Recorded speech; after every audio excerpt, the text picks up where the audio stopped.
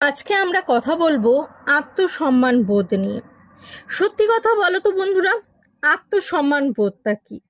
এই ধরো, লোকে তোমাকে বাজে কথা এসে বলল আর তুমি অমনি ভ্যাঁ করে কাঁদতে বসে গেলে যে লোকে আমাকে এরকম কথা বলতে পারলো, সে আমাকে এরকম ভাবে।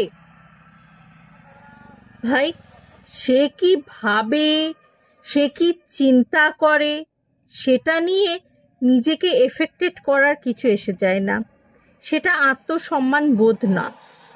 একটু ভালো ভাষায় খুব সহজ করে বোঝানোর চেষ্টা করছি।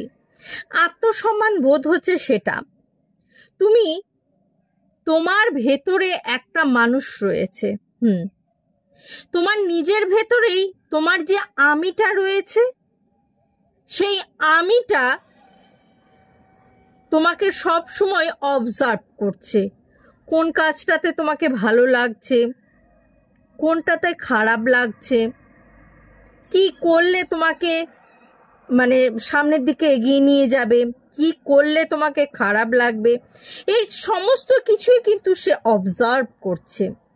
আর এই অবজার্ভ করে সে কিন্তু সব সময় মন থেকে কিন্তু বলে এটা কর, ওটা কর, ওটা করিস না, সেটা কর, এটা কিন্তু বলে।